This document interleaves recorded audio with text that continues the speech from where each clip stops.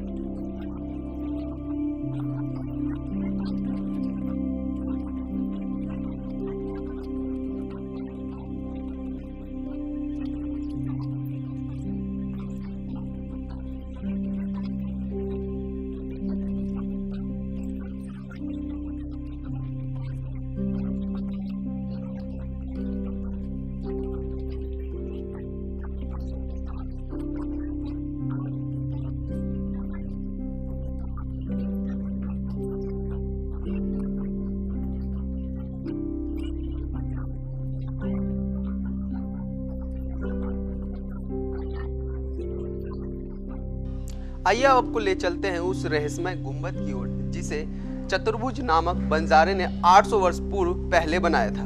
ये वही गुंबद है जिसे बंजारा जो चतुर्भुज था उन्होंने बनाया था। क्या है इसकी पूरी कहानी, बहुत प्रसिद्ध है। आइए यहाँ के स्थानीय निवासियों से जानते हैं। सर, ये जो गुंबद है इसकी रहस्यमय कहानी क्या है? ये गुंबद आज से 800 वर्ष पहले चतुर्भुज नाम के बंजारे ने बनवाई थी। लोग बताते हैं कि किसी जमाने में वो यहाँ से जब निकला हुआ जा रहा था, जब बंजारे व्यापार किया करते थे, तो उसने यहाँ कहीं आसपास डेरा डाला जहाँ पानी का कोई इंतजाम नहीं था। तो पानी का इंतजाम ना होने से उसके साथ जानवरों में कोई उसका पालतू कुत्ता भी था। वह कुत्ता इस कुंड के अंदर या इस जहाँ जब ये जो भी कुछ था उसमें नहा के गया, तो उसने ये पूछा कि भाई यहाँ कहीं पानी का इंतजाम नहीं, मगर तुम्हारा शरीर कैसे गीला? तो कुत्ते के जरिए इस कुंड तक आया। तो उसने इस पानी को जब हाथ लगाया तो काफी गर्म था, लेकिन जब जानवरों को देखा तो उन्होंने खूब सटासट पिया, तो पीने में ये पानी गर्म नहीं था। तो उसने सोचा कि कुछ ना कुछ इस पानी के अंदर चमत्कार है। तो उसने कहा, अब भगवान से कहा या इस जल से कहा कि भाई कुछ चमत्कार है, हमें भी दिखाओ। तो ये कहते हैं बुजुर्ग लोग कि उसके पास अगर नमक भी था तो वो भी चीनी के रेट बिका, इतना उसको उसके व्यापार में मुनाफा हुआ। तो जब वो उसमें मुनाफा इतना हुआ तो उसने एक तो ये गुम्मद जो आप देख रहे हैं बड़ी, ये उसने बनवाई, और एक ये जो धर्मशाला है इसके सामने ये उसने बनवाई, जिससे कि ये जनता की नॉलेज में आए।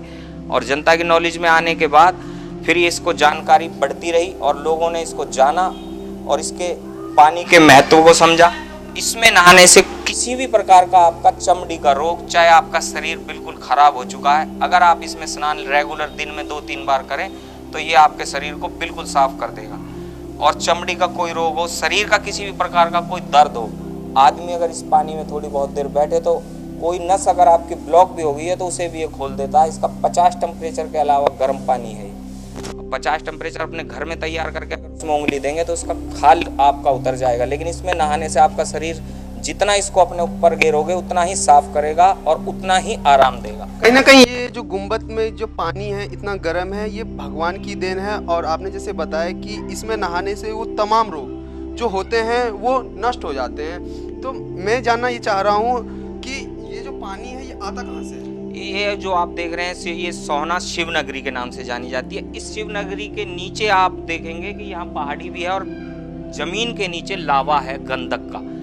उस गंधक के लावे से ये टच होके पानी आता है, जिससे इसके अंदर कुछ तो गंधक के कण होते हैं और कुछ ऑटोमेटिक ही धातुएं अपने आप मिक्स हो जाती हैं। तो उन धातुओं के मिक्स होने से ये पानी एकदम बाहर जो आने के बाद चमड़ी को आराम देता है और इसके अंदर गंधक की मात्रा अपने आप ज़्यादा है।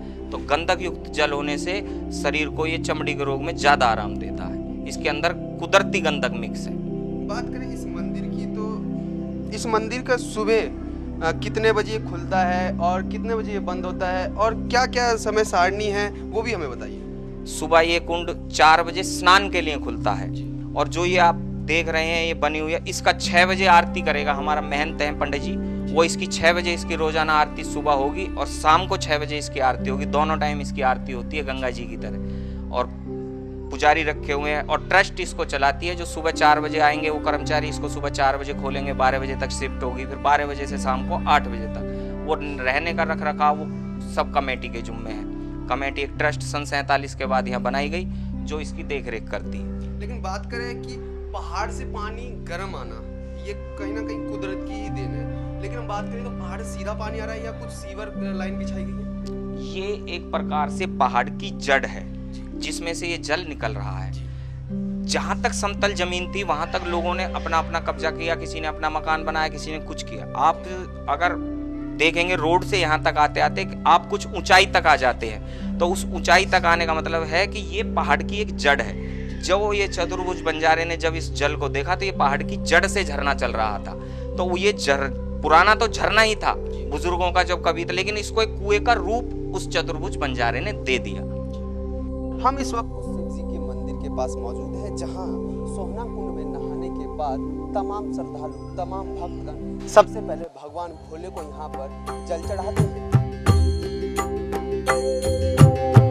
ओम शिवाय हरि ओम शिवाय, ओम शिवाय हरि ओम शिवाय, ओम शिवाय हरि ओम शिवाय, ओम शिवाय हरि ओम शिवाय, ओम शिवाय हरि ओम शिवाय, हरि ओम शिवाय हरि ओम शिवाय, ओम शिवाय हरि ओम शिवाय, हरि ओम शिवाय हरि ओम शिवाय, ओम शिवाय हरि ओम शिवाय, ओम शिवाय हरि ओम शिवाय, ओम शिवाय हरि ओम शिवाय,